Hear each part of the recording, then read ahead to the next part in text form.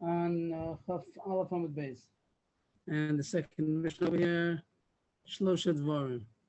Shlosha Dvarim Gamliel Machmir Kedivir Beishamai. There are three things that Gamliel was Machmir like Beishamai, even though he's from Beis Hillel. He's from the dynasty of Hillel. Hillel Vashim and Gamliel Vashim.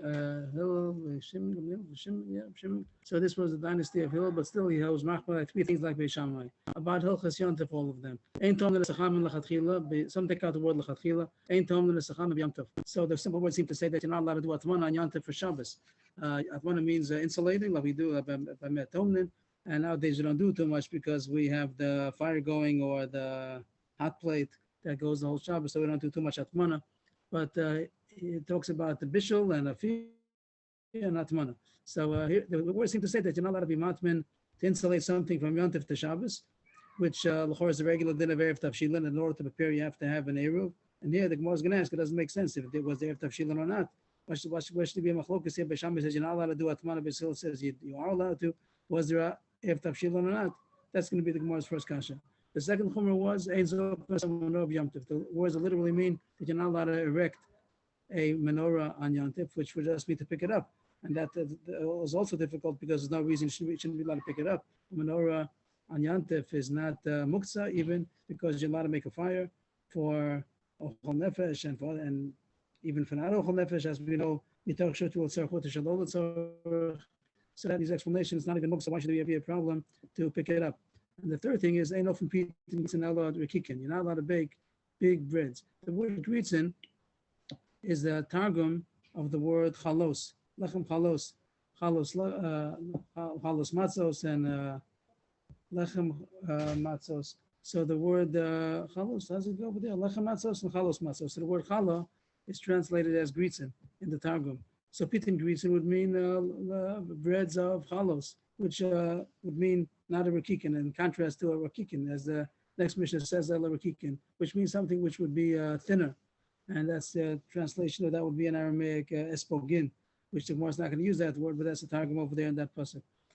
So for some reason he was machmir not to make big breads, and we'll see why in the Gemara. The Mishnah continues. Rabbi Gamliel wanted to prove that not only he was the one who was machmir, he got it from his father. Rabbi Gamliel mean shall be sabel. Often Peter Grist and Elor Kikin. Never by my father Beis Abba did they bake big breads on Yom Tov, only thin breads. Amulo. So the Chachamim told Rabbi Gamliel that he's mistaken about his Beis Abba. He was machmir, but if he's doing it because his father was machmir, so his father was not machmir for minadin.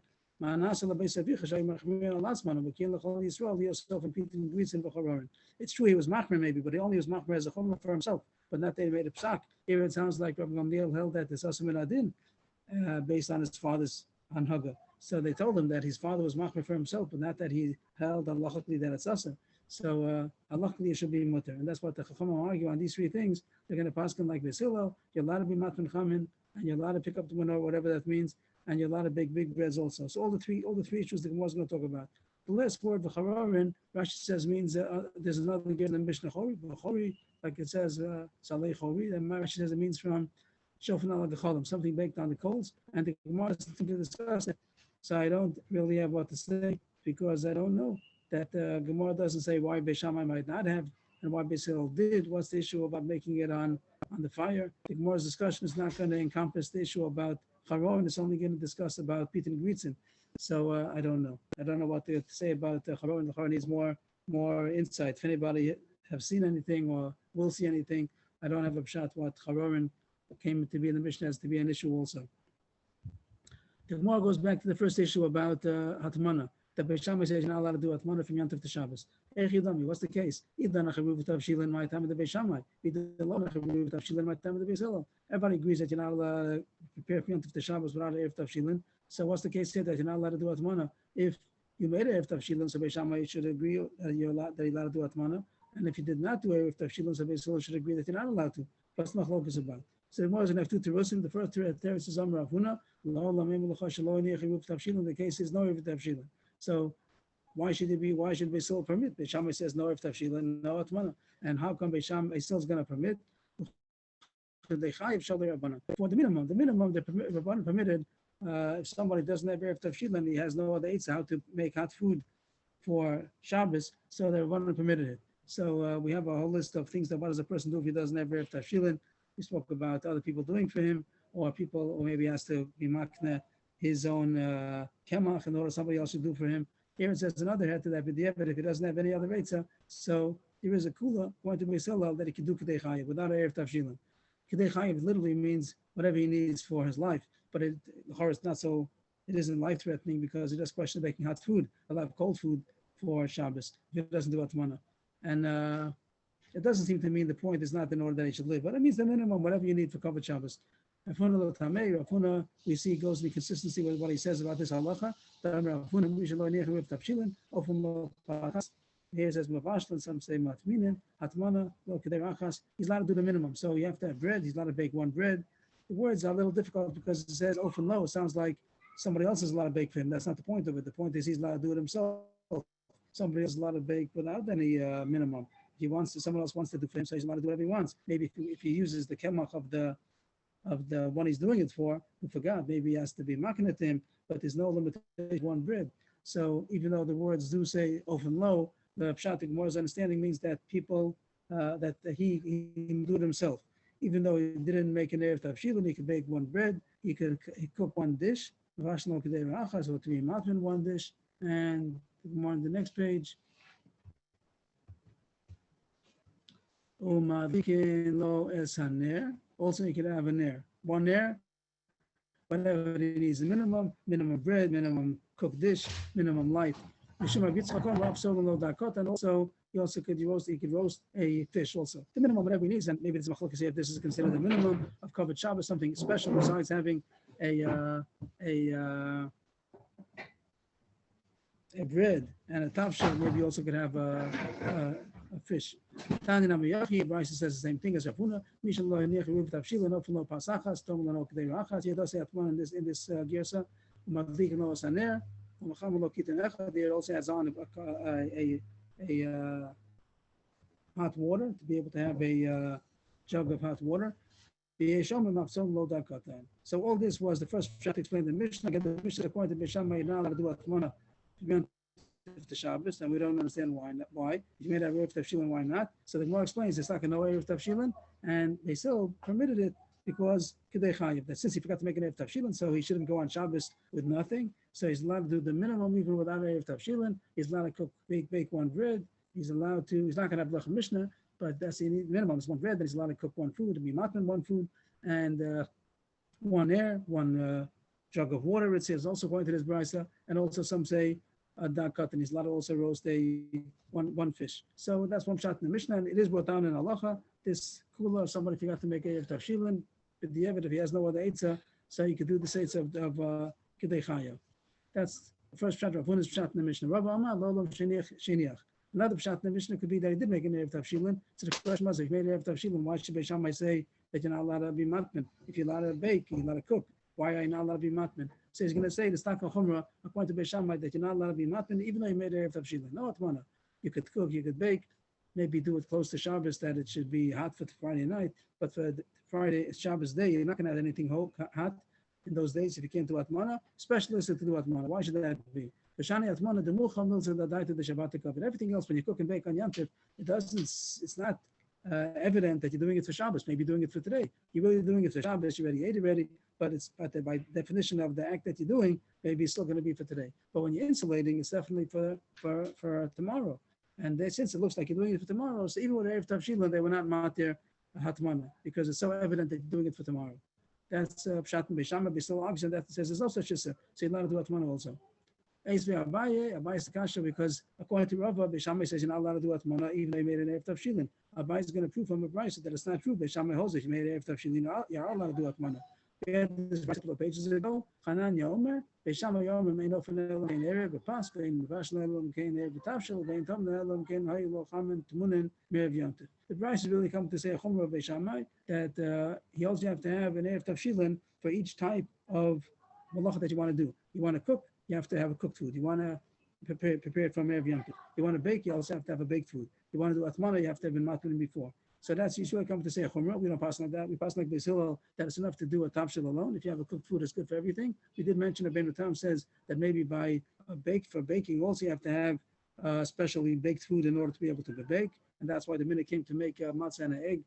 You want to have a baked thing if you want to bake, but we don't paskin like that. Really, it's mutter without, if you didn't make a matzah, you didn't prepare bread or a matzah, you'd be allowed to bake anyway, because we paskin in a din like, not like a ben tam, that even according to Beis Hillel, you're allowed to make a tafshel, it's good for everything. If you just made a bread, then it's not a good, it has to be double pas. So that's not good, even the ice is not good. But if you did make a cooked food, it's good for everything. But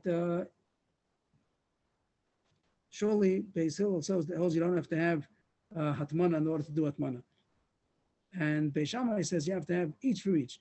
Cooking for cooking, baking for baking, hatmana for hatmana. But what the Gemara does want to derive from here is that Beis Shammai says openly that if you made a erev tafshilin of hatmana, then you could do hatmana. Here, Brother said 2 lines ago that according to Beis Shammai, there's no hatmana even if you made erev tafshilin. It says fresh over here that if you made hatmana, you could. As the Gemara derives, but if you did do chamin, you made chamin. Chamin means hot water. It could be anything. It could be surely a food. If you did hatmana before Shabbos, before Yom Tov, Beis Shammai agrees that you could do hatmana from Yom Tov to Shabbos. So that's against Rava, who said that according to Beis Shammai, no hatmana at all.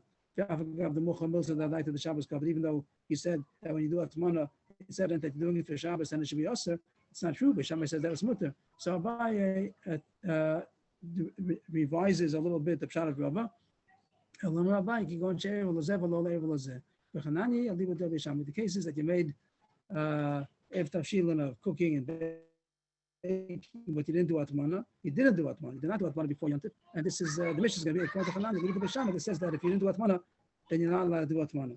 So we have 2 pshatim in the Mishnah. Again, the Mishnah said, just to jump back and get a second to the Mishnah, page before. The Mishnah said that there was a Chomra of Beis Shammai that said, and we didn't understand why. So you have 2 pshatim. Either the cases that you did not do a erev tafshilin, you didn't do an erev tafshilin.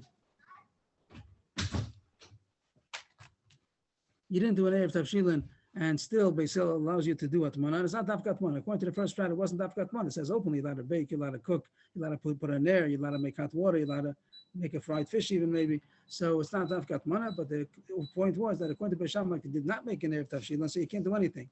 And on that Beis Hillel holds that you could, and because like Beis Hillel, that you're allowed to do the minimum if you forgot to make an erev tafshilin. The second shot was Rava that says that it's talking about with an erev tafshilin, Rava together with Abaye, not Rava Mamish. Rava was disproven, but the way the Beis Shammai explained, Abaye explains that if you just did erev tafshilin of cooking and baking, so it's not going to help you to do hatmana. According to Beis Shammai, you have to make a special hatmana in order to be able to be matman. But again, you know, pass like Beis Shammai, pass like Beis Hillel. So if you did cooking, if you made a cooked food prepared, you're allowed to do baking and cooking and hatmana also. Agav, just to point out, it's not going to come up in the Gemara here in the Bavli, but just to mention it, that minhag is to say Badene Ruva after you make erev tafshilin, so you say bracha first, and then you say Badene Ruva with this erev should be mutter to cook, to bake, to light a candle, like it says Yamadlikin Saneros. So in our Gemara, it doesn't make any mention of this Badene Ruva, and it would sound like you don't need it. You just make al mitzvah seir and you prepare the food. But it's brought down in Shulchan Aruch Yerushalmi. It says to say Badene Ruva, and they go very far. Maybe even with the evidence, not good. If you didn't say Badene Ruva, you can say it in any language. It doesn't have to be in Aramaic. It can be in English, in Hebrew. But you have to say L'chatchila. The Mishnah Berurah talks about the evidence if somebody didn't, and they also talk about that you should also add on Ladluki Shraga, like our Gemara says, to light not only for baking and cooking, but also hatmana, but also for any kind of preparations. Kol Sarkana talks about lighting a candle, all kinds of achana. So you should say that also. It says it in the Siddur, and Mishnah Berurah says yes to say it. The next thing the Mishnah says was a chomer of Gamliel like Beis Shammai, ein zok benes menorah, not to pick up the menorah, the candelabra, not to pick it up, which doesn't make sense. The Gemara is going to ask, because you're not doing anything, just pick up a menorah. Why not? If you're allowed to use it, what's the problem? My God, what are you doing by picking up a menorah? So the Gemara explains, the case is that it fell apart, not they just pick it up. To pick it up is surely not a problem, but it's made out of pieces. As some candelabras nowadays also are made out of a few pieces. So it came apart, and now you want to put it back together again. Is that a problem? So it's Mechzi Kibonis. It might look like you're building. Beis Shammai Sabri Yesh Binyan B'Kelim V'Yesh Tir B'Kelim. Beis Hillel Sabri Ein Binyan B'Kelim V'Yesh Tir B'Kelim. The Machlokes is based on if there's going to be a malacha d'oraisa. If you would build mamish kelim, here you're not building. It's made to put it back. It's made to put together again, so it's not going to be the d'oraisa. But Beis Shammai says it's Mechzi Kibona, and therefore Beis Shammai says don't put together because it's Mechzi Kibona. Beis Hillel says that there's no bona, and the Raisa, and therefore even if it abundant, it might be also around Shabbos, but if it's going to be mutter, so you're allowed to put together a candelabra which came apart.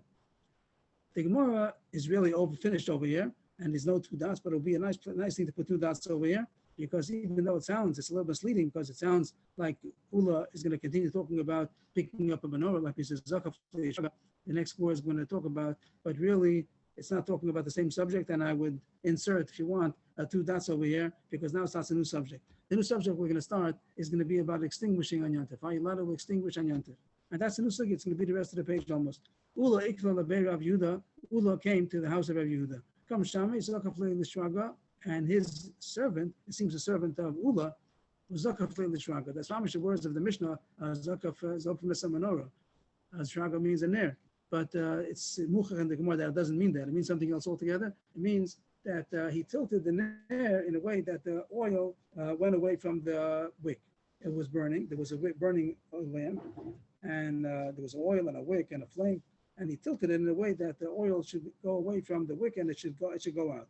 And his intention was that it should go out. The shamish, that the light should go out, and therefore he tilted the oil in a way that it should be less oil by the wick, and it's going to go out. And Rav Yehuda had a kasha on Ula's servant. Rav Yehuda Ula, Rav Yehuda thought that Ula permitted it, and that's why Shamish did what his master had wanted. And he asked Ula, you're not allowed to do that. If somebody puts oil into a lamp, he's hired for making a fire, even though the fire's already burning, but he's putting more fuel. So that's what he also considered mavir, making a fire. And if somebody takes out oil from the ner, even though he doesn't extinguish the fire, but Lamais he's causing that it should get extinguished, he's hired for mechaber. It's like extinguishing. Tosha talks about maybe only if immediately as he takes away the oil, it goes down a little bit. If it's only going to be a gram kiboy, eventually it's going to be less oil. Maybe it's not going to be high, if it only goes some rabbanan. But anyway, what do you mean to tell him that taking away oil is considered kiboy? You're not allowed to do kiboy on Yontif. So this is the first Gemara we have about kiboy, about extinguishing on Yontif. It says you're not allowed to. And he told him, how do you allow your servant to take away the oil from the flame? It's like extinguishing. Amalei Ula told Rav Yehuda, it wasn't my mind. So usually this expression means I made a mistake, I didn't realize. But here Rashi and the other Rishonim say it means it wasn't according to my das, means my servant. I didn't tell him to do it. He did it on his own. He made a mistake. You're right, 100% right. You're not allowed to do it. My servant made a mistake. So this is the end of the first Gemara, and it says that you're not allowed to extinguish on Yontif. And even taking away oil from the burning lamp is also considered extinguishing, and therefore you're not allowed to do it on Yontif. We'll see a few Gemaras now, and we'll see all these halachas about extinguishing. The thing that comes to us on Yontif, are you allowed to turn off the fire? Are you allowed to lower the fire? And when you have something cooking and you want it to simmer, you're allowed to make it lower. You want to save gears, are you allowed to lower it? So we'll talk about the sugya first. So far it says you're not allowed to extinguish. Next Gemara. Timers, could you? That's also going to be called a gram, maybe, or maybe worse than a gram. If you change the timer in order that it should go off earlier. Omar Rav, kinva shari. So that's the whole Gemara, right? Kinva shari. Kinva is permissible. What's kinva? So there's a question over here. Rashi, Tosfos, Adam Mefarshim. Rashi and Tosfos learned that there's some kind of taking off the charred part of the wick that started, it made the flame should be not such a bright flame. Once the tip of the wick gets charred, so it doesn't burn so well, it becomes charcoal. So you would take off that part of the charred tip in order that it should burn better. Tosfos learned similar, not exactly, but similar to that also. But then the question is, before Shemab on this chapter has nothing to do with the sugi. We're talking about extinguishing. This is not extinguishing. This is more like making it burn better. So there's a riff over here that says that it's kinsa. I said the word in the gear says kinsa without a base, with a samach, kinsa. And that means similar to what we said till now, that if you have, not similar, it's different, but it's something which is similar, that if you have twigs that are in a pile in a way that the fire is burning, and the other twigs are going to catch fire, are you allowed to take away the twigs? Very similar to what we had till now about a cup of oil, and you have the wick burning, and you want to take away some of the oil. So far, said that's considered extinguishing. And now he's saying that's only oil in a cup. But if you have a lamp, but if you have pieces of wood that are burning, and it didn't catch on to the wood at all, so that's not considered extinguishing. Even though you're taking it away, you take away the twigs that it shouldn't catch on, but it's not there. It isn't yet attached to it. Similar to the poskim say, if you have pieces of chaylev, you have pieces, and nowadays we don't do that either, but if you have pieces of fat, not a bowl of liquid oil, but you have pieces of fat, and eventually as the flame burns, it's going to catch on, it's going to use those pieces of fat also to be fuel. you're allowed to take it away. That even though we said before, V'stapik min haneres chayv, that's only when it's already considered one unit, and you're making the unit less. But if they are separate units, and it didn't catch on to that unit yet, I'd be allowed to take it away. The post can bring this down that you'd be allowed to. The question would be electricity and gas, that it's not, is that considered that it's there? It's on the way coming. Is it considered like oil that is already in the bowl, and by stopping the oil from coming, the gas or electricity from coming, it's like you're taking away oil? Or is it similar to this case that the Rif says that's permissible because it's not yet, it didn't catch on to it yet. It's not one unit. There might be a reason to be mat there nowadays, and things are stopping the electricity, or like you said, Shon Shabbat, a timer in a way that it's going to stop the electricity. It's not called that you're stopping when on there because it's not yet there. And the gas also, that there's a pipe that's going to bring the gas, but right now it's not there. So just, I'm not going to paskin anything, but that's to bring this Gemara that according to the Rif, the post can do paskin like it, that if there are different units of twigs or pieces of fat that right now are not considered the same unit as what's burning, maybe it would be permissible to take it away, even though it's going to cause that the fire should extinguish earlier, but that's not considered that I was mustafik min haneh. That's the Gemara according to the Rif, and the Ran likes it because it has to do with our sugya. According to Rashi, it talks about making the fire burn better. It doesn't belong in our sugya. The next Gemara, more about kibui, more about extinguishing. Abba bar Marsa asked Abaya, it's permissible to extinguish a flame in order to have married relations. It doesn't say the word here, tashmish, usually it does. I'm not sure why the Gemara looks at it like davar acher. When you talk about relations, the Gemara doesn't usually use the word tashmish. But that's what it means over here. All the poskim say, and the case is that there's a flame burning, and it's also to have relations when there's a room where there's light. It's supposed to take the light out. So is it permissible to extinguish the fire in order that he should be able to have relations? So he right away didn't answer right away. He gave him some eitzes. In a different room, either that they should go to a different room, or the Mefarshim say take the light to a different room. On Yantif, you're not allowed to move it. On Shabbos, you're not allowed to move it. On Yantif, it's not muktzah. So take the light, put it someplace else. You like to extinguish it for. But he said there's no other place to put it. There's no other room to go to. Make a partition, and the light will be on the other side, and there'll be mutter on this side. How about the Elo Lasas Mechitza? He doesn't have anything with which to make a Mechitza. Is a mutter? He kept asking the question, is a mutter to extinguish it? He still gave him an Eitzah. He could cover it with a kli in order to, you have to make it shouldn't suffocate the fire, then it's going to be extinguishing. But make a little bit of airspace, a little air hole that they should be able to have enough air, but it'll cover up the light. Also permissible. But he said, no, ain't no clean mai. If there's no other case, all these eitzes, very nice eitzes, but if he doesn't have the eitzes, is he allowed to extinguish the fire? Amalei asa. He said it's not allowed to. So here it says, kibui is asa. Again, the second time we said kibui is asa. Before it said that you're not allowed to be mustafik min haneh, that taking off oil is asa. And it's now, second case, it says if you have to extinguish the nair in order to have a dark room for relations, also it's asa. Eisvei, yes, the Marashi from Rashi, that sounds like you are allowed to. It says, you're not allowed to extinguish a piece of wood, a chip of wood, because you have pity on it. It means that you don't want, what pity means you don't want to waste it. That there's a big piece of wood, that the chip of wood that you want to save, and right now it's going to get burnt. You don't need it anymore. Whatever the fire is burning, you don't need it anymore. So you want to save this chip of wood, so you're not allowed to. On Yantif, you're not allowed to put out the fire in order to save wood. But if you're doing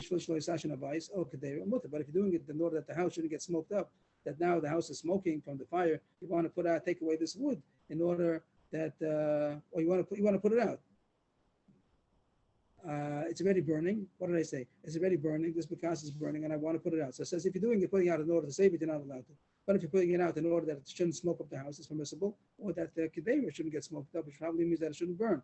That is a kedeira. I don't know why you don't take off the kedeira off the pot. I'm not sure why. Take the pot off the fire. I'm not sure why. But whatever the case is, if it's going to cause that the pot is going to get smoked up, or burnt, smoked up, so it's permissible. So what is he asking? That you're allowed to extinguish for a good reason. So here also you should be allowed to extinguish for this good reason. It's machlokes, and that rice that you quote is going to Rabbi Yehuda, but I'm going to Rabbana, which we seem to pass like, and therefore you're not allowed to. So the Gemara is very mysterious because it doesn't say which Rabbi Yehuda we're talking about. Who's Rabbi Yehuda that says that you are allowed to? Who's Rabbanan who say that you're not allowed to? Which Rabbi Yehuda and Rabbana? Very mysterious. So Rashi tells us it's going in a Gemara later on, which we didn't have yet, that says that according to Rabbi Yehuda, you're allowed to do machshir yochel nefesh. Let's jump to Rashi a second, if we could find this Rashi here. It's very strange. The Gemara doesn't tell us which Rabbi Yehuda we're talking about. So Rashi says, Dama Lakama, Machshir Yochel Nefesh show that you're allowed to do Machshir Yochel Nefesh. Machshir Yochel Nefesh means not the Yochel Nefesh itself, such the preparations you need in order to do Yochel Nefesh. Let's say you need to fix a knife in order to be able to shech. So that's not the actual shechita, that's the preparation. So Rabbanan say maybe not allowed to, and the Reader says you are allowed to. And the more of this says, how do you know that? Because he says lachem l'chol tzarchechem. Till now we said that lachem means achashay yechel l'chol nefesh. Only was eating yechel. But he says that the word lachem is coming to be marred by l'chol tzarchechem. You're allowed to do it for everything. So we'll take the Gemara simply that according to Rabbi Yehuda, that Rabbi Ashi quotes that lachem l'chol tzarchechem. So anything you need, not only yochel nefesh. So all these needs are also permissible. V'chein tashmish, that it's since it's a need, it's also permissible. There's a question over here that the Rishonim asked that we know the whole time, we learned many times that it's mitot shutu l'tzarech the shalom l'tzarech. So if kibbutz would be mutter like any other malacha, so you'd be allowed to do it for tzarech, this tzarech also. So there are two terusim that they talk about. One is that it's not, you don't find the kibbutz which is tzarech ochel nefesh, mamish, which is a question because nowadays we do have kibbutz l'tzarech ochel nefesh that is on a high fire. You have to make a lower fire in order to simmer for 10 minutes. So why is that not called kibbutz, which is the tzarech ochel nefesh? That is the answer that they could talk about is that there's maybe it's not called this case of putting out the fire, putting out the nair in order to be able to have tashmish. It's also not called a direct tzorech. It's called only machshirei tzorech. It's not helping you to do the tashmish. It's just taking away an impediment. So maybe even though we say it's only if it's mamish a tzorech yontif. But this is not called a tzorech. It's only going to be considered a machshirei tzorech. So maybe that's included in Machlokes Rabbi Yehuda and the Rabbanan. According to Rabbi Yehuda, it says that you're allowed to do machshir yochel nefesh. You should also be allowed to put out the fire for a need, like the house shouldn't get smoked up, or the pot shouldn't get smoked up, or in order to be mishamish. But according to Rabbanan, say that it's us, so he would not be allowed to. The post can ask another kasha. We have the kasha that over there we do pass like Rabbi Yehuda, and they were saying that it's us. So the answer to that kasha also why here might be more chomer, or maybe over there also we don't pass like mamish like Rabbi Yehuda. But that's the Gemara's issue.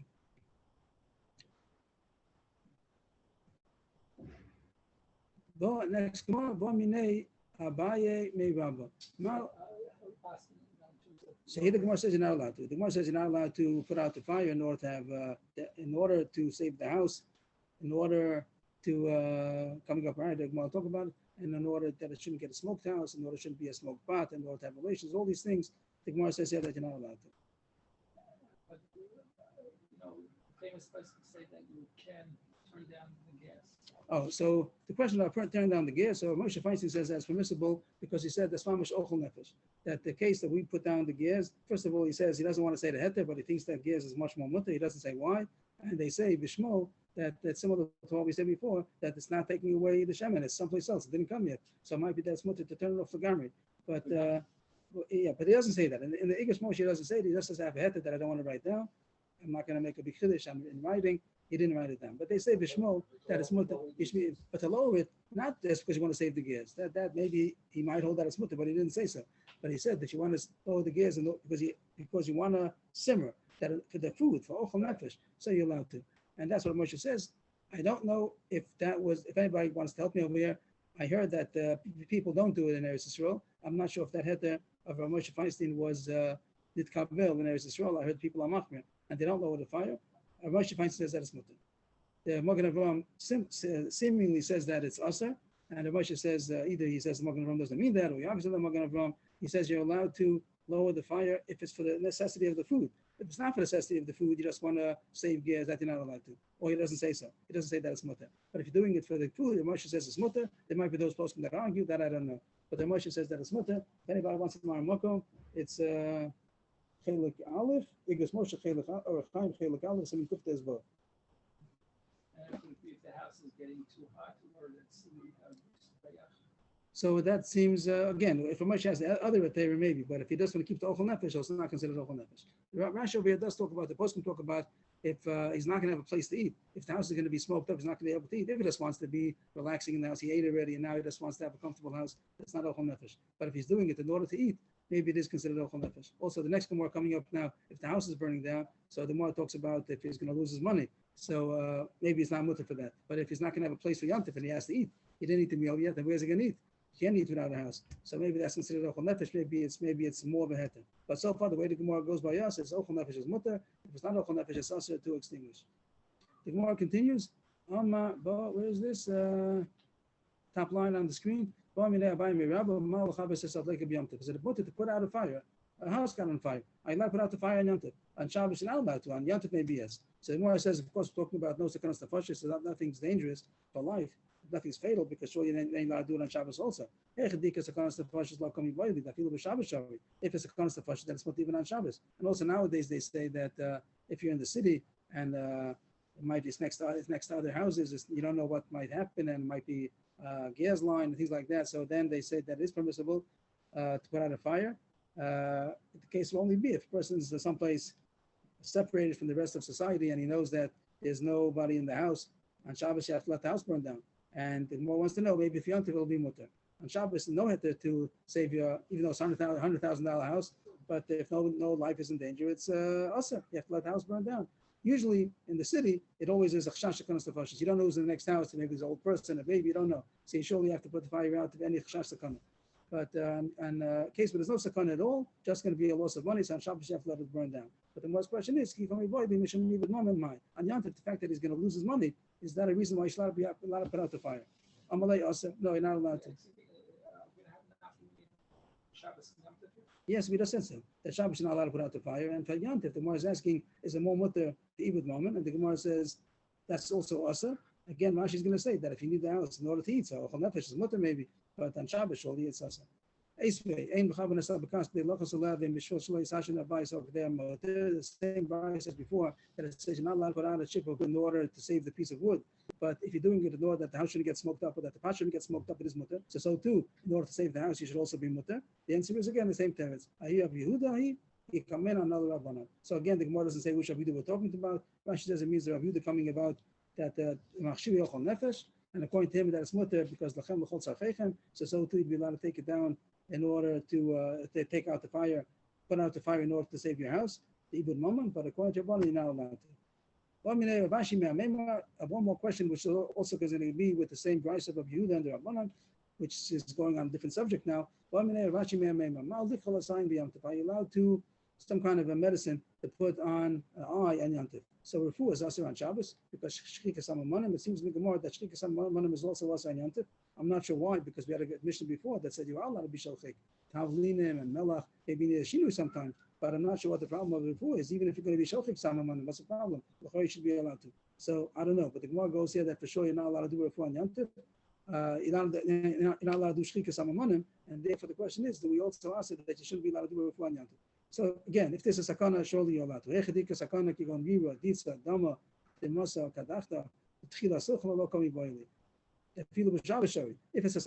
then surely it's mutter. So he has different kinds of eye ailments over here. Something have to do with pus and blood and a pain. A ditza is a pain, a sharp pain. Dama is blood. Dima says tear. Kadafta, some kind of a fever. But all this is the divine. The chila sochel. Rashi says chila sochel means the beginning of the disease, which is considered a sakana. Rashi says that a lot of eye ailments are considered sakana, like the Gemara says that the eye and the heart go together. So that's the Gemara in Shabbos, that things that are considered an eye sakana, so it might be considered a sakana of nefashos. So therefore it's not even on Shabbos. But the question is, no, it's only a question of pain without any sakana. But that sofuchla means that it's the end of the disease, means that the sakana is over already, but he just wants to improve his eyesight, just to make his eyesight better, whatever the case is, that he has these problems with tears or blood, whatever, but it's not a question of sakana. Are you allowed to do refuah on Yontif? Amalei asa, you're not allowed to. And the question is again, the third time, same question. Same kasha that says over there that you're not allowed to do it, but if you're doing it for the house shouldn't get smoked up, the pot shouldn't get smoked up, it's permissible. So too, you should permit all kinds of tzrachim on Yontif, even if it's not all nefesh. So if Vishani like Kiddishani nan, and we answer the same text as before, that's only according to Yehuda, holds Machshir Yochel Nefesh is mutter, and that's based on the Drash Lachem Tzachot Tzarcheichem, but we don't pass like that, we pass like the Rabbanan. And Taisus again points out in all these three Gemaras, Taisus points out, just to notice the Taisus on the side at the bottom of Taisus has the kasha, the Gemara says, Allah Chav Yehuda. Over there it says, Allah is really like Yehuda. Why is our Gemara saying the whole time, we don't pass like Yehuda? On the contrary, the Gemara says that, yes, pass like Yehuda. Taisus says, Allah Chav Ben Moran came, that even though it's really Allah, but not to publicize it. Inami, he says that maybe only Baruch Nefesh, Machshir Baruch Nefesh, over there we're going to pass like Yehuda.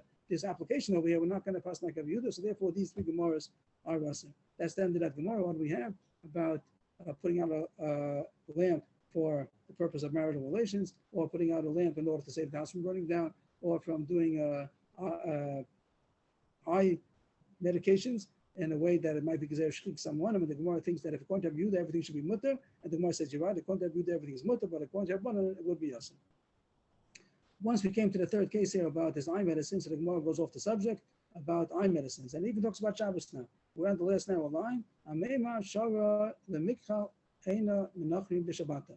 Amema permitted that the person could have a goy put eye medicine onto him on Shabbos. So now we're leaving Yantif. We're going on a side subject since we mentioned eye medicine that is Asar and Yantif, but we're going back to Shabbos now. Shabbos is Sholi Yasser, but he said that a goy could do it. He could have a different version, not that he permitted somebody else to do it, but he permitted himself, that he told the goy to put eye medicine on him on Shabbos.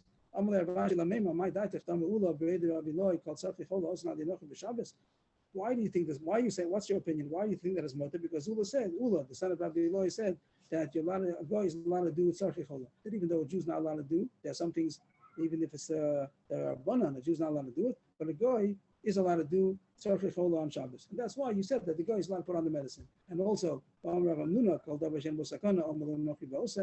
that's if it's a sakana, then the Jew should do it. If it's not a sakana, then tell the goy to do it. So the reason why I permitted to put the goy to put the medicine on the eye is because the goy is doing it, and I didn't do it. The goy did it. But the problem is that when he puts medicine into the eye, so you're also helping him out because you're blinking. You have to open up your eye, close your eye in order to get the medicine in. So you're also helping out. That's Rabashi's kasha tamema. It's only if you're not helping him.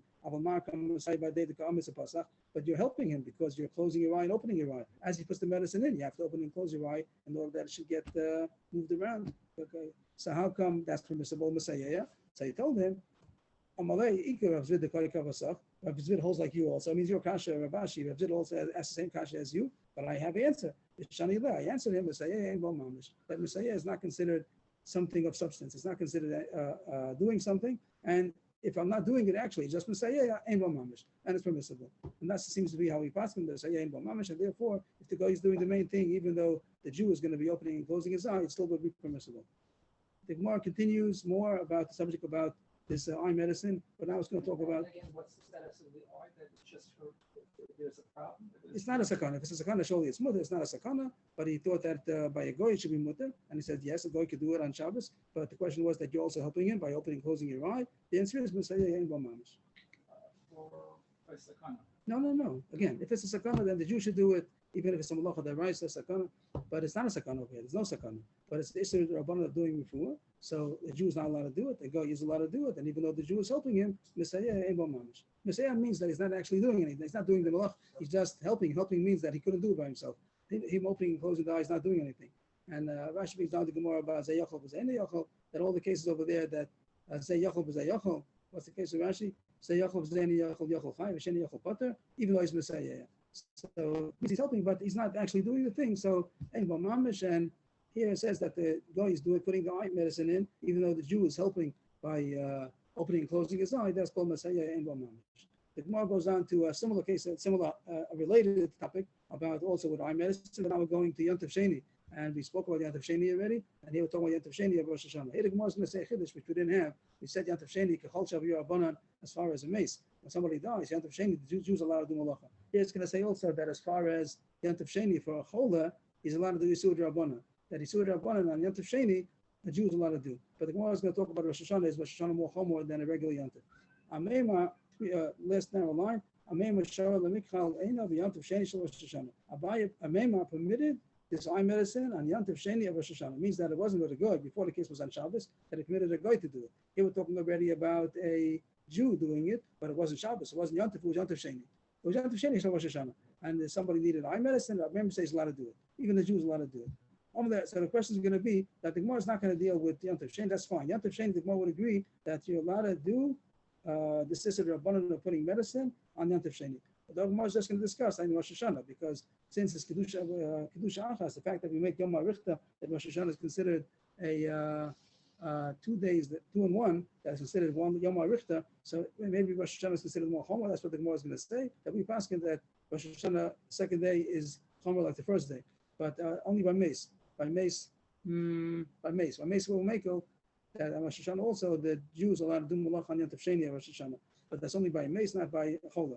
But here the Gemara thought that even by a chola also that there's no difference. Amalei Rashi Lamemar, Bam Rava Meis Yom Tov Rishon Yisaskubo Amamin, Yom Tov Sheni Yisaskubo Yisrael. So far, this is a quote what we had before. Rava says if someone died on Yom Tov Rishon, the Goyim should take care of him, like we had, unfortunately, the experience on the first day of Rosh Hashanah. Yom Tov Sheni is Sasku Bo Yisrael.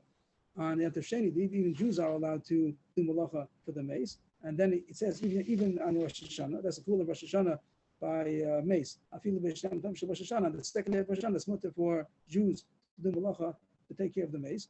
And we turn the page. Mashen came to Beitza. But by Beitza means Beitza Shnol the Bezu, Asur Bezu. We have that Beitza Shnol the Yontif is Asa. And the question was when you have 2 days of Yontif, so one day is Manav Shach a weekday. So if it was born on the first day, if the chicken laid an egg on the first day of Yontif, you'd not eat it the second day. Because Manav Shach is not going to be either yesterday was Yontif or today's not Yontif. But on Rosh Hashanah, we don't do that. On Rosh Hashanah, B'Shem Kibbutz Beitza, that even though we make it on Yontif Sheni Rosh Hashanah by a mace, but it's considered one long day, Lagabi Beitza, that Beitza Shnol the Bezu, Asur Bezu. So he's asking him that this is not a mace over here. It's not a dead person. It's a tzarich yantiv. Okay, it's a chola. But how come you make it that a Jew should be able to do the refuah on Yom Tov Sheni? Rosh Hashanah has to be more chola. It's a Yom HaRichta. Only by mace will make it. Amalei. So I told him, I know can Adai Sviruli Da'am Yafet Beitza. I hold like Naradai, which we also had over there back before, that he holds even by Rosh Hashanah Beitza Shnol the Bezu and Teres Bezu, because he says that it's not a big chance that the second day of Rosh Hashanah is really Rosh Hashanah, because usually it always happens that only the first day is Rosh Hashanah. They might die to them, what are you worried about? That maybe in Eretz Yisrael or in the Beis HaMikdash, where they know about it, Sanhedrin, they made Elul to be 30 days, and therefore Rosh Hashanah is the second day. It didn't happen. It never happens that since Ezra didn't, and Ezra's time it did happen, but since then it didn't happen that Rosh Hashanah was on the second day, that Elul was Ma'ubar 30 days, and Rosh Hashanah was the next day. Usually, always we could assume that Rosh Hashanah is the first day. We had a couple of kashas on this. Then, if so, then it shouldn't be a second day at all. But if there is a second day, so there should be a probability that a possibility that there's one long day. So we left that. But the Gemara here says that he holds like Naradai, and therefore he holds that you're allowed to be making on Yom Tov Sheni Rosh Hashanah, not only the Gabi Meis, also the Gabi Beitza, and the also the Gabi doing refuah on Yom Tov. You're not doing malacha, you're just doing basic rabbanon of refuah. You'd be allowed to do it on Yom Tov Sheni Rosh Hashanah also. We don't pass them like this. We pass them like the Gemara said before about Beitza. We hold Beitza's Asa. The 2 days of Rosh Hashanah, we do consider Yom HaRichta. So this halacha would not be true. We pass in that on Rosh Hashanah, the second day of Rosh Hashanah is Chomor, like the first day, and you're not allowed to do medicine, any kind of remedy on the second day of Yom Tov either more than the first day.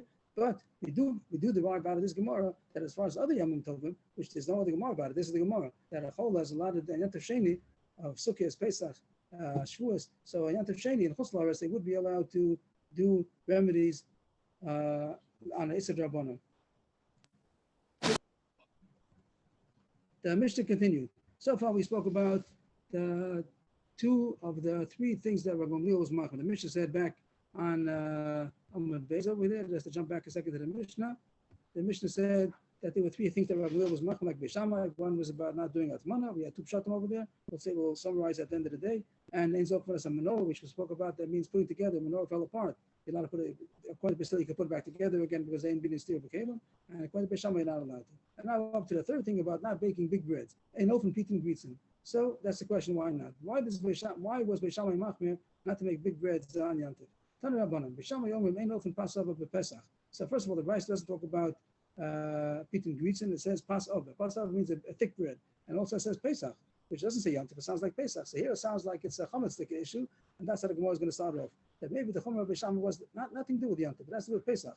Don't make big breads on Pesach because it might become chametz. Don't make it too thick. Now, how much? Now we also make thin matzahs. We don't make it thick. But what's considered thick? What's the limit that it says over here? The Kama Pasava. What's considered? Beisol you can even do that. But Kama Pasava, how much will they still permit to make a thick bread? Ravuna tefach. You're allowed to make a tefach thick, very thick, very much. To make a tefach thick, a very big bread. You think of our crackers, it's not possible to make such a big. It'll be hard like a rock. You have to make a matzah that's thick like ours. But you don't have to make such a thing like we make. That's going to be hard like a cracker. You have a loaf. It's a spongy. So how thick is the bread allowed to be? So according to the Gemara so far, it says till tefach is not a chash that it's going to become chametz. Maybe Beishama would be machmir, but still is makel to make even a tefach thick. How do you know that you can make a tefach thick and it still shouldn't be chametz? Shekem mutzinu v'lachem upon him tefach. The lachem upon him had to be matzah also. It doesn't allow to be chametz. Kol menachos bos matzah, and still the lachem upon him we know that was a tefach thick. Rashi says because the word panim means panim has to mean at least the tefach. So therefore you see that it's possible to make a bread that's a tefach and still it's not chametz. But the Versov had many challenges against this. That lachem upon him is different. Even though in lachem upon him they were able to make it that it should be a thicker tefach and not chametz, that doesn't mean that everybody can do like that.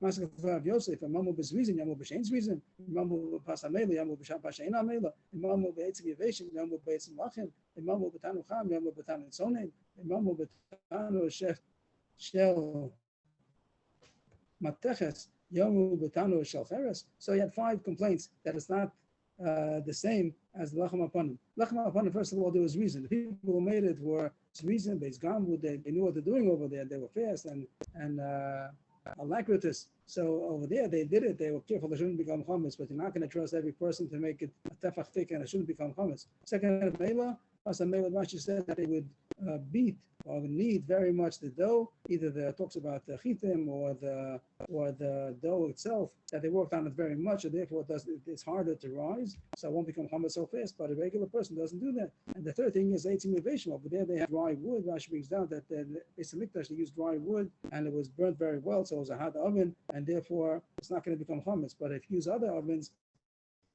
it might become chametz faster. And Imamu B'tanu Cham, B'tanu Tzoni, Rashi says that oven of the Beis Hamikdash was constantly being used. They had many things to bake over there, and therefore it's constantly hot. But a person that makes his own oven, it's a cold oven, he heats it up, it's not so warm, maybe it's going to become chametz. And the fifth thing, Tana Mateches was made out of metal. People have, in the Beis Hamikdash says it's klishaves, so it's made out of metal that keeps the heat very much. But the Tana Shel Cheres is not so hot. So 5 reasons why you can't learn out that it's a tefach. So it'll be less than a tefach. The Gemara doesn't say how much according to Rav Yosef, but there's a certain amount that Beishama will say I'm kosher that it's chametz, and Beishama will say you can still do it, it's not going to be chametz. Nowadays we make it very, very thin. The Yemenites make it a little bit thicker, but also not too much to make it an etzbah. 2 etzbahs maybe not so much, but the year says Benadin you'd be allowed to make it even a tefach, and the verse said maybe less than a tefach. Okay, now the Gemara is going to, and so far that might be pshat in our Mishnah. Amish talks about Pete and Grisen. Maybe he's talking about Pesach and thick breads. Maybe it doesn't say, it says Yantif, it doesn't talk about Pesach. But so far, with the more born out of Brisa, talks about the issue of Beisham Beisil about making thick breads. Is it a chash chametz? But now, first white line. Amr Aviyah Bar Abba. Aviyah Bar Abba said, She'ilas as Rebbe B'yichud. I asked my teacher especially. So the word Yichud, Rashi is too short about the word Yichud means. Either it means explicitly.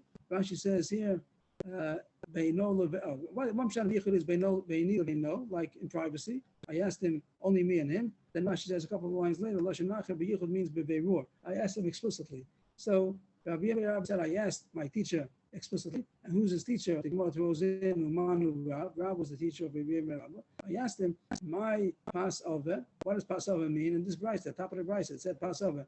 And Beisham says you can't do Passover, which means a thick bread. He still says you could. What's a Passover? He said, no, it doesn't have nothing to do with chametz. Pas meruba means a lot of bread. It doesn't mean a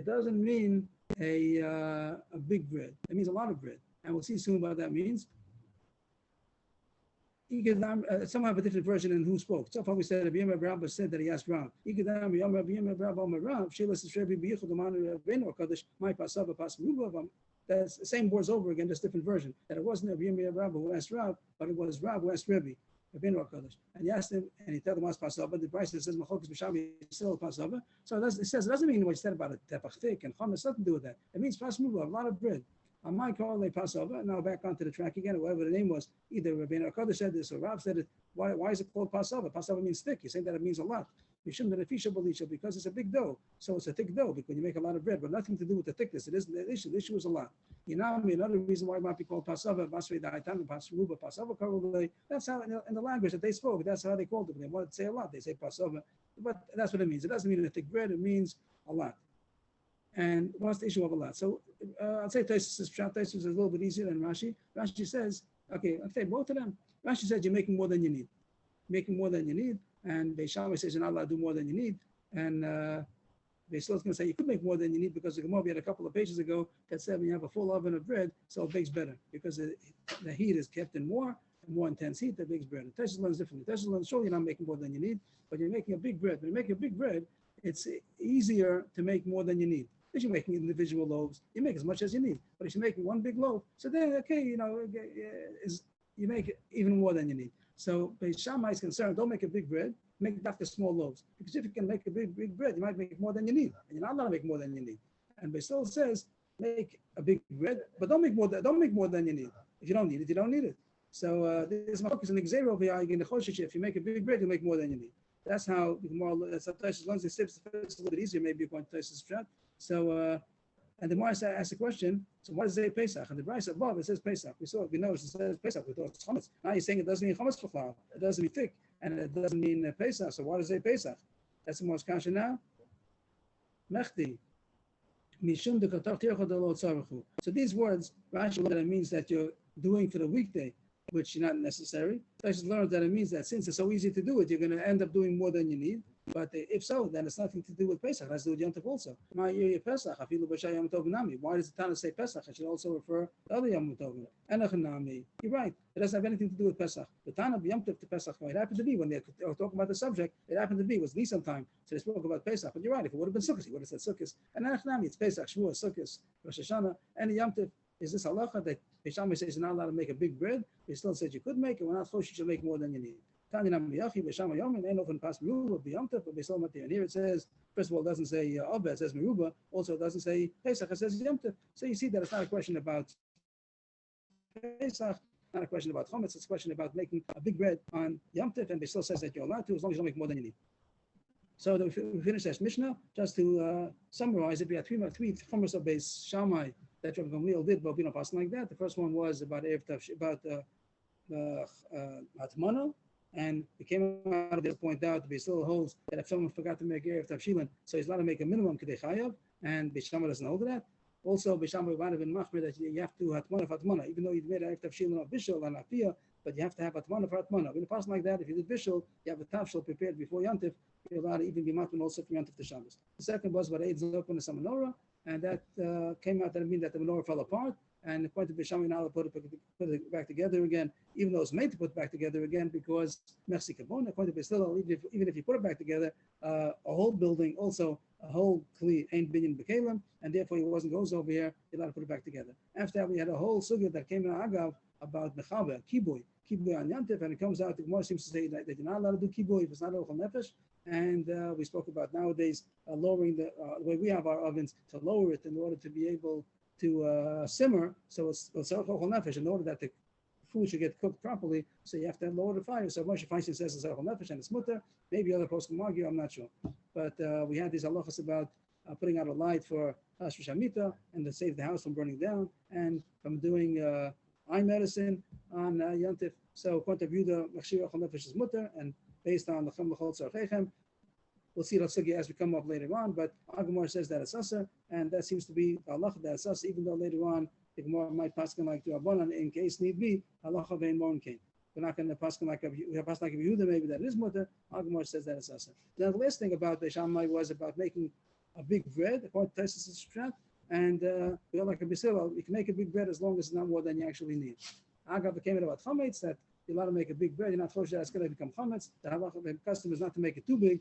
And the Gemara said maybe even a tefach. And the Gemara question maybe tefach is too much. I forgot to play. Maybe the person say an etzba. I think that they say not to make it bigger than an etzba. Maybe that's what the Teimanim do. Not to make it bigger than a width of a finger. Next Mishnah. Ahu Omar Shlosha Dvar Makel Rabbi Gamliel. And the previous Mishnah said three chumos of Beis Shammai. He also did three things that are going to be lenient. And we're not going to pass like the leniency, we're going to pass them like the Chacham that Aser. The first one is Mitos, that he held that you're allowed to sweep the place where the couches are. Amita means the bed, but in those days the bed was the couch where they used to sit reclining by the meal, and it gets dirty on the floor, so you're allowed to sweep it up. On Shabbos you're not allowed to because you might come to smoothen out, straighten the level off the ground if you have an earth floor. And he said on Yom Tov it's mutter, he wasn't choshesh. Second one is beneath less on mugma Yom Tov, some kind of what's the word, incense that makes a smell. So he said you're allowed to do it on Yom Tov. The Gemara is going to talk about that We'll have that tomorrow still today. And the third one was Ostin Gedim Mekulas B'Leilei Psachim, that you're allowed to make a Gedi as if it's a Korban Pesach. It's not a Korban Pesach, but it looks the same. That you have the whole thing with its intestines on top of its head, like they used to do in the Korban Pesach as a Zeichel Mikdash. But the Chacham didn't like that because it's too much Zeichel Mikdash. People are going to think that it's a real Korban Pesach, a Kachim B'chutz. So whenever you want to make a Zeichel Mikdash, you have to make sure that it's not too much. If it's too much, then it looks like the real Mikdash, and then it's a problem of Kachim B'chutz. And we hold like the Chacham and all these three things, that you're not allowed to sweep on Yom Tov in the case if there's a dirt floor, and you're not allowed to do Mugmar, we'll see right away the Gemara, and you're not allowed to do a Gedim Mekulas on Leilei Psachim. The Gemara continues, Amar Ravasi, Machlokes Legamer, Aval Riach Tivya Kol Muter. The Gemara doesn't discuss about the sweeping, the post and the whole that is also, but he talks about this incense. Is it a problem? So he says the Machlokes is, if you want to make that, you put Kalim, means you make these besamim, the spices, whatever, these smelling spices, that it should burn, and then you put garments or kalim on top of it, and it gets the smell. So that's molded reach babeged. That's where I want to say that you're not allowed to. But if you want to make a smell in the air, you should be a nice smell in the air, then you're allowed to, even according to Rabbanan. But the Gemara is going to show that it's not true, and the Rabbanan are going to answer even a smell in the air, and they will have to figure out why not. We'll see at the end of the Gemara, we'll say why not. So the Gemara is a long brisa with a nice story. And the whole issue of the brisa we want to get out of it is only to see that it wasn't talking about making a fragrance in the begadim, but rather with this ketores, but really that you want to just make a smell in the room. So here it goes. What we said in our Mishnah, that the Chacham say you're not allowed to sweep in the living room, whatever, dining room, and Rabbi Gamliel says that you are allowed to. And Rabbi Elazar argues and says it's not true. The testimony that you're saying Rabbi Gamliel used to do it, I'm telling you, it wasn't like that. We're also not allowed to do it. Many times I followed my father, Rabbi Elazar Rav Tzadok. His father was Rabbi Tzadok. So Rabbi Elazar says, when I was following my father, Rabbi Tzadok, to visit Rabbi Gamliel, I am telling you that they didn't sweep. They didn't sweep on Yom Tov. I'll tell you what they did. They would sweep it up Ev Yom Tov, and they would put out sheets on the floor. What did that happen? That in the morning, when people came, there was no crumbs on the floor. So people thought that they swept. No, they didn't sweep. They put out sheets on the floor, and at night, if it got dirty, they just took the sheets off in the morning, and then it looked like a beautiful floor, but not that they swept. The next day, when people would come in, they would take away the sheets off the floor, and then the house would be beautiful. There were no crumbs on the floor, but not that he permitted to sweep. But the Rabbanan said it wasn't the story. It wasn't true. You got it wrong. What you're saying, surely it's mutter. It's even mutter on Shabbos. And we see Rabbi Gamliel, his house wasn't clean on Shabbos. On Shabbos, the work comes on the floor. Just on Yom Tov, it was not. So he did sweep on Yom Tov. Second point, in our Mishnah also, a second machlokes, that Rabbi Gamliel holds that you're allowed to make this kind of incense, mugmar, and the Rabban said you're not allowed to. How does it say in the brisa over here? You're not allowed to, and Rabbi Gamliel did permit it. Again, Rabbi Elazar Rav Tzadok is going to say, no, you got the story wrong. That I tell you that they didn't do it on Yom Tov. Same thing. I used to follow my father in many times, Rabbi Tzadok, to the house of Rabbi Gamliel, and I'm telling you, it didn't make any sense. The way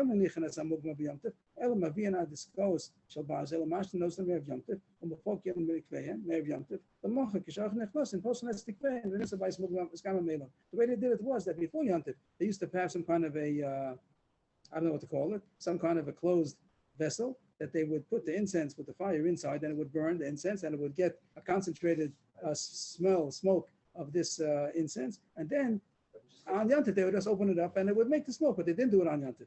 So even though Rabbi also doesn't permit it, but again, the Rabbanan said that wasn't true, that it couldn't be because they didn't do it on Shabbos. That also be mutter on Shabbos and didn't do it on Shabbos. Anyway, what do you see from the story? That it's not a question about making this incense in order to make the kalim fragrant. That wasn't the case. The case was the house. Abayis Mizgamer. You see, it says about the house. Here's the word. Abayis Mizgamer. It wasn't about the kalim. So you see that the first thing, back to the beginning of the Gemara, that Rabbi Asi said, Nachlokas Legamer, the kalim, our lavriach in the house, is this called mother. It's not true, because you see the issue they were talking about was making a fragrance in the house. And even that's asa. So Rabbi Asi was misquoted. Even Rabbi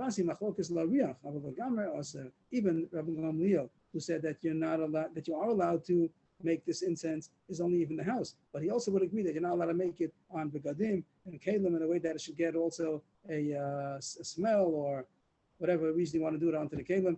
It'll be us even called Rabbi Gamliel. But Rabban holds us even in the house. That's the end of the Gemara. So now we just have to figure out why should it be us according to Rabbanan. If you're making a fire and you're allowed to make a fire, you're cooking. So this is the Gemara that they bring down, that even though it's mutter not to ochel nefesh, but it has to be a tzorach hashav l'chol nefesh. This is Rashi over here. That's the point that Rashi by the corner. Here's Rashi before it spreads. That he says in Ksubas Perik Rishon, Ashay echol l'chol nefesh, jav hashav l'chol nefesh. And incense, not everybody has it. It's only, like Rashi said, only for mufunakin. Even if not because you can't afford it, people can afford how much it costs to buy. But not everybody has that. They have good food, they have good wine, but they don't have dafka. Not everybody likes it. Right, everybody likes it even. So therefore, it's not called shavuot l'chol nefesh. And this is what we see, that even if you say that it's mutter not for ochel nefesh, but it has to be a tzarech shavuot l'chol nefesh. That's what we said yesterday. The cigarettes is also adin, because nowadays it's not shavuot l'chol nefesh. Even if once upon a time it was, maybe everybody who could have smoked would have smoked, but nowadays surely many people can smoke and they don't want to smoke. So therefore, it's also adin to smoke on yantiv. Okay, that's the call, everybody. Thank you. Tomorrow, I make it time. Tomorrow we'll have our regular time. Thank you. Have a good night and enjoy everybody. Good Baruch Hashem.